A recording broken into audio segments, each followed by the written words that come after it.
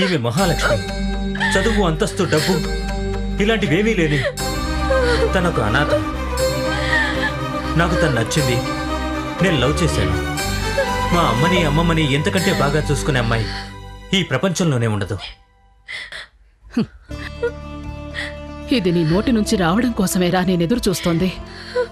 వీళ్ళిద్దరినీ ఒక్కటిగా చేయడం వల్ల బాధపడేది ఎవరైనా సరే, దాని గురించి నాకు లెక్కలేదు. ఇదే నా నిర్ణయం.